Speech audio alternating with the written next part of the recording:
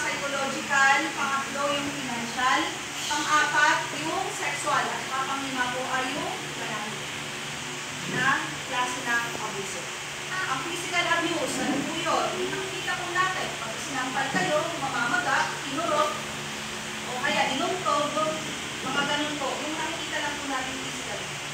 Pagka kayo po ay naging biktima ng mga abusong physical, kailangan po within 24 hours po ay makapagpa-medical po kayo. Saan dapat?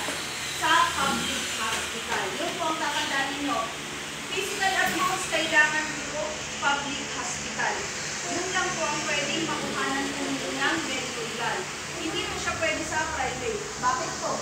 Pwede niyong bayaran. Sabihin niyo, may sugat ako dito. Pero wala naman pala. No? So, kailangan po government hospital po kayo magpa-live. So, dito sa Bukawi, ang meron po tayo is yung sa Johnny Hospital, o di kaya kasi pipila po yan depende sa ano ng sugat mo o yung pasa mo. So, yung iba nagpupunta po ng sa Bukawi. So, huwag na po ninyong problemahin na baka magbabayad agad, hindi po. Pagka napupunta po kayo, agad-agad pumunta kasi may oras po yun. Dapat within 24 hours makapagpa-medical po kayo. Kasi pagka lumagpas yung 24 hours, hindi na po pwede yun.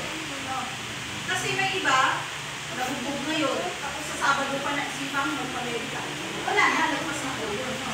Hindi mo pwede yun. Kahit may kakilala ka sa hospital na yun, bibigyan ka ng medical legal. Pag nakita ng judge mo na, nabugbog ka ng Thursday, tapos nagpa-medical ka ng Sabado, bibigyan ka ng medical legal, ay hindi na po pwede yun. Kasi lagpas na po siya ng 24 hours. At pag naganon po, is na po agad yung tinasok ninyo na physical abuse in relation to RA 9260. Po yun. Bakit na-dismiss siya? Dahil doon. Kasi nga, sa 24 hours na yung madaming pwedeng gawin.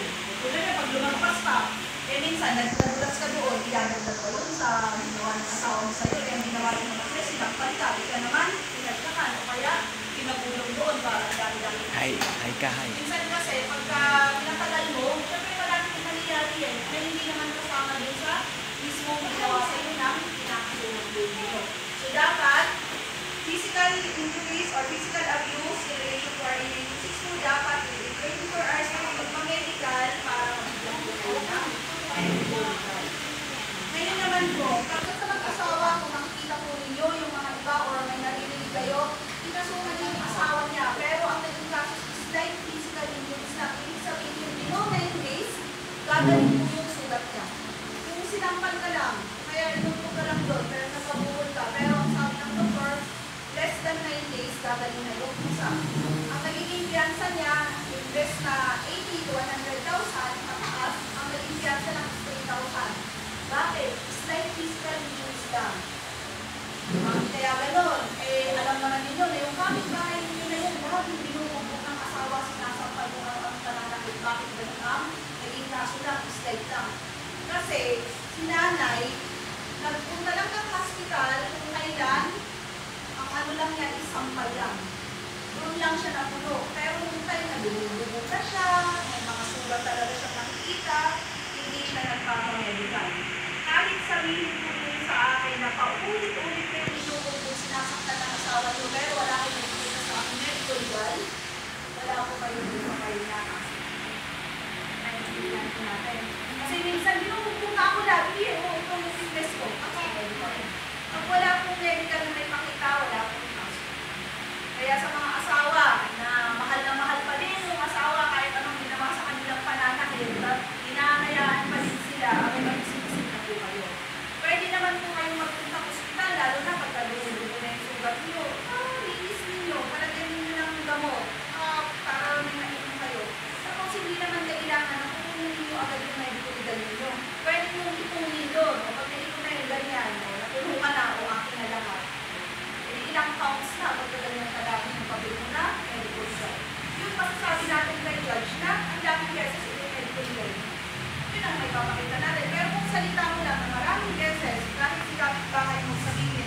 madaming beses, kahit may mga blocker ka dyan, madaming beses, pero wala kang medical legal, wala po.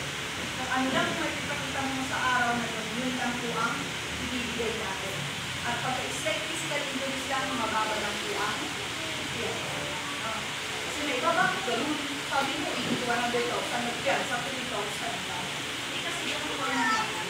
Kaya nga lagi kong sinasabi, dapat kapag tinububugaw, sinasaktan ka, medical ka. Hindi naman yung sa medical na pag nagpag-medical ka, agad-agad kunin yung papel kasi makita mo sa hindi mag-iito ng medical sa records nila. Mas matanda mo yung data kaya kung pag-medical. Hindi mo lang sa kanila. Sa akin, hindi ang gagamitin mo. Kaya lang kasi, naiintindihan ko naman, kasi sino naman ang makakapag-visit na ipunin yung medical legal niya kasi wala naman sa isip mo hiwalayan yung asawa mo o kaya indimanda yung tatay ng anak mo. Diba? Wala naman. Kaya lang, ngayon sabi ko, pagka grabe naman na talaga yung ginagawa sa inyo at sa pinili, magpapatay na yung paano nyo, hindi na nakunin nyo. Hindi na po uso ngayon ang martir. Wala na tayong space para ipatayo kayo ng mga report ko ninyo, di ba? Totoo yun, kasi may iba hindi mahal ko, hindi kasi yung mga bata. Ano nangyari sa inyo, pag gano'n, maupo na kayo, hindi nakita yung mga anak ninyo, hindi ako. Diba? Kaya, yun, pag may mga makilala kayo na gano'n ang nangyari sa kanila, pwede naman yung papunta kami sa amin para makausap namin, o kaya sa DSWD for counseling, para hindi mag-bising sila. Kasi minsan kasi, yun na, alam ko naman, bilang nanay, bilang magulang, gusto natin po ang pamilya. Kaya lang kung lagi namang ganun, almusal, ang kaliyan, hapunan, buog. Abay, hindi naman po maramang kapit yun. Kasi kayo nga, bilang mga asawa, bilang mga nanay, ay may karapatan po dito sa mundo. Diba? Lahat yan. Kaya nga may gusto para pumunta sa inyo. Kasi dati, pag mag-asawa, kailangan lang sa barangay at mga makakanda. Hindi, ayusin nyo na yan. Ito kasi babae ko pang madaldal. Mga ganun pa. Ay ngayon ay hindi na pwede yun. Kaya nga nabuo po yung mental system. So, nag-guess na po natin si physical. Ngayon naman yung psychological. Dati ay mali po yun, no? Pero kasi talagang mali. Kaya lang, sige, kung hindi nito tuloy yung kaso, kasi kahit i-file din namin, hindi naman yung ma-attend lang, nag-business lang din, dapat po yung para sa bata, mapa-psychological yung bata, para makorek siya. Kasi pagka hindi nyo yung ginawa, tingnan nyo yung mga tao na medyo, sabihin natin, malandi. O di kaya naman, yung iba, ang naging effect sa kanila is ayaw mag-asawa. O di kaya naging tomboy siya. Kasi, victim po siya ng sexual abuse ng bata. Na hindi siya na-correct lang. Eh, mas malala yan pag malandi, kahit poste lang, papatulan na niya, di ba? Kahit sino na lang dyan, tutuwan na niya. Yun ang pinakamasakit na epekto sa isang bata. Hindi kaya dahil yung magulang, binigyan ng pera o parang binayaran siya, yung taong magulo sa anak niya, sisiksik sa isip ng bata. Pwedeng sa sarili niya, wala na siyang silbi, nagkaanak siya, ibenta din yung outfit. Kaya pagka makikita niyo, may mga nanay na ginagawa. Ibenta yung anak para makakitaan kasi sila din mismo is ganun yung ginawa sa kanila. At hindi lang po biro yan. Kasi meron akong isang kaso, 5 beses nag-asawa o hindi nag-asawa nag-live-in yung nanay niya. Yung unang anak niya sa una, namatay yung asawa niya, sumunod, nag-live-in siya sa lalaki, ginalaw itong si unang anak niya. Naghiwalay sila, yung pangalawang lalaki, nagkumuha ulit ng live-in, yung anak naman niya ng pangalawa, ginalaw naman nito, parang ganun-ganun lang siya.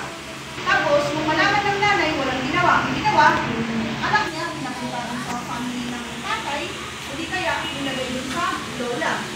O yung third na anak niya, tinanong na bago niya ang kulitin, lumaban to. O anong sabi nung nagharap-harap, anong sinabi ng anak na isang panganay, bakit nung ako, hindi ganyan ang ginawa ninyo?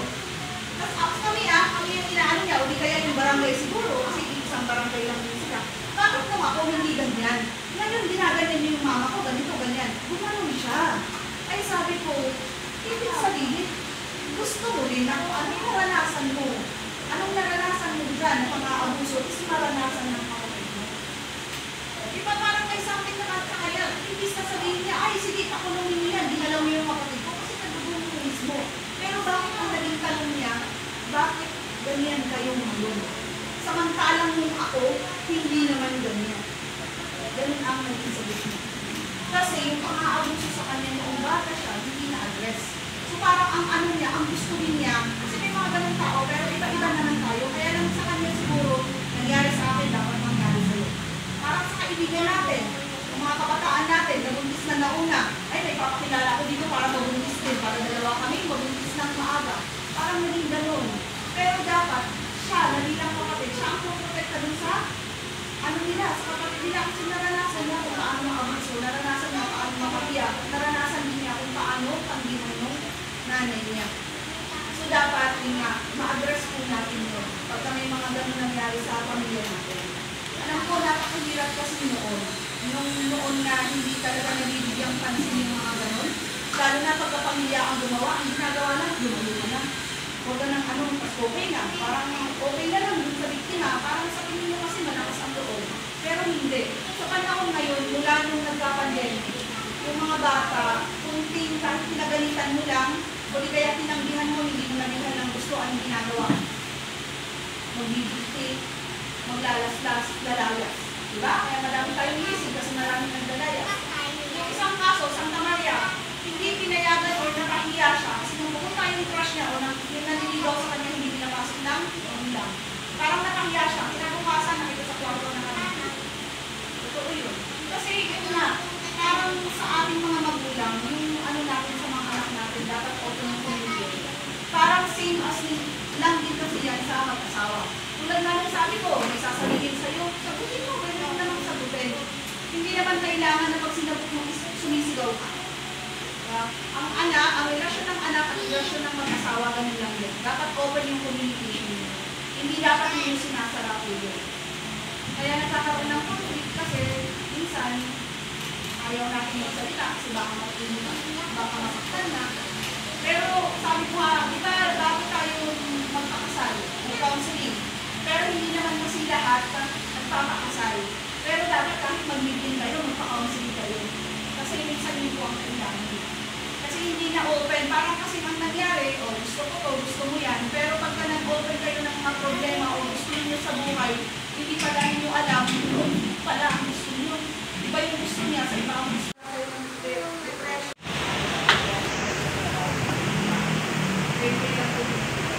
Hindi lang. Ano na sila? Nagtarap sa court. Sa Oman siya, uuwi naman po siya. Bakit daw sa pulido ang kita? Ibang pamilya kaya. So, OFW po, no? Ang mangyayari dyan, nagsasabi ka ng bahay, sa pulido, ibig sabihin talaga 5,000, no? Wala yun na yung magkano kaya? Dapat kasi alamin po natin kung magkano po ang sakot po niya kita po siya. Kasi yung pagtitingnan ng abogado or ng fiskal. Pagka nakita po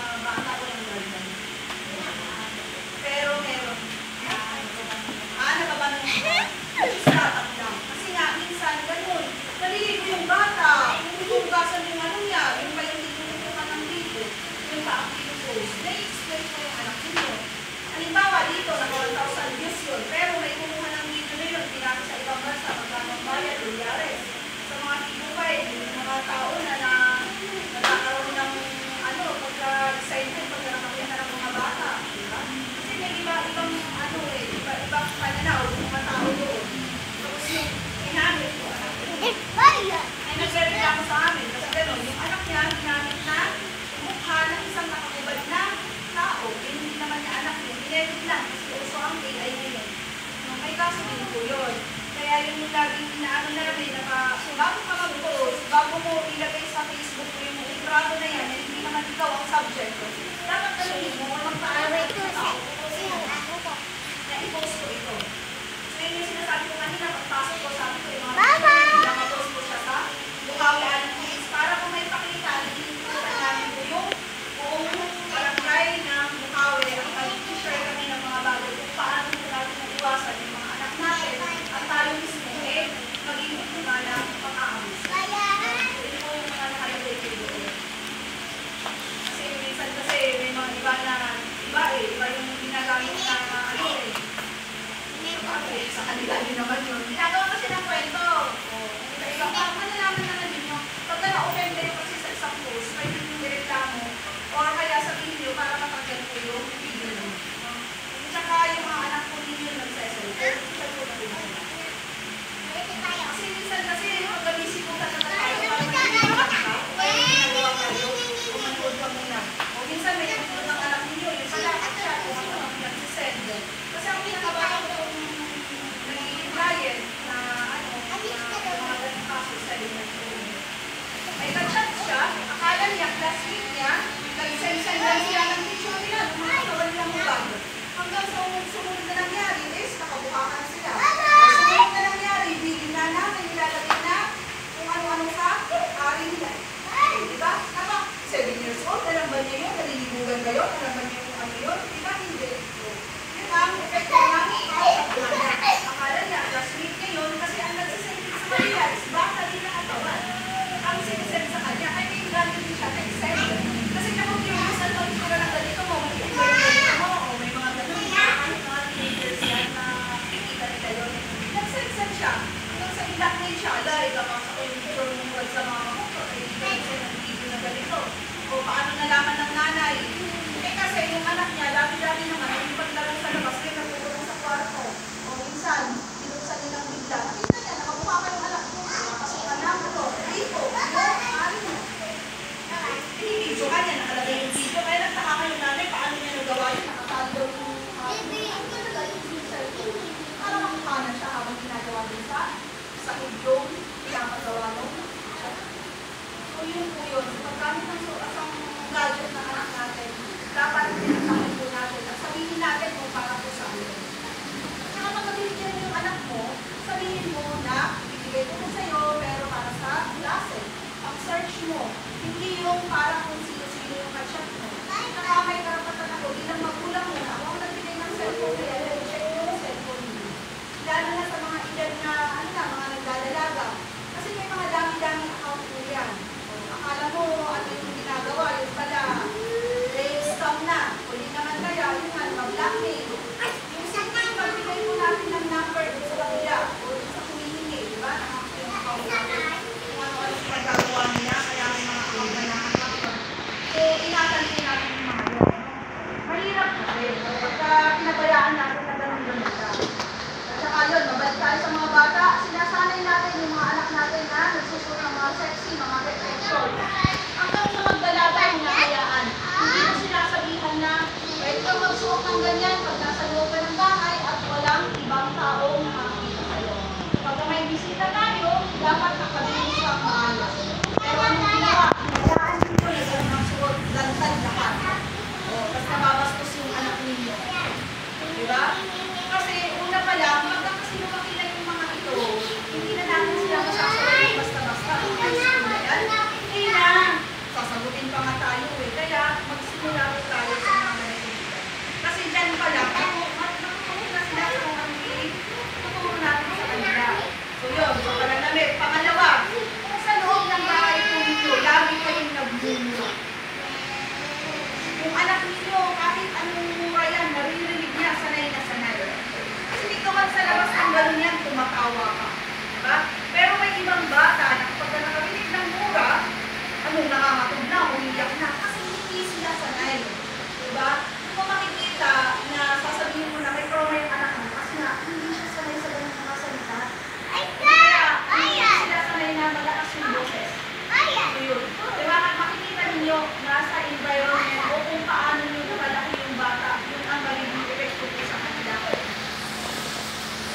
magmumura nyo, magmumura man kayo, eh kung yung paligid sa mga bata. Kasi masasanay po yan. Hindi nyo makakasukan yung kaaway ninyo ng psychological abuse kasi walang epekto sa bata. Kahit kayo, halimbawa, naglabit-labit na yung tingnan na natin kung magaling yung dilit natin. Pinidyohan nyo, tapos dinilitin nyo. Pero nandun pa rin po sa cellphone nyo. So pag may mga ganun po, hindi na po ninyo pwedeng ibenta o kaya ibigay sa anak ninyo kasi baka mawala, ma-recover. Kaya nga nagkakaroon tayo ng scandal eh. Diba? Kasi hindi nila sinadya yun. Tapos kung ipakalat yun, kundi nakuha dahil yung gadget nila, wala, pinenta nila, na-recover yung mga lukol-lukong IT, na-i-post. Pag na-i-post ang video ninyo,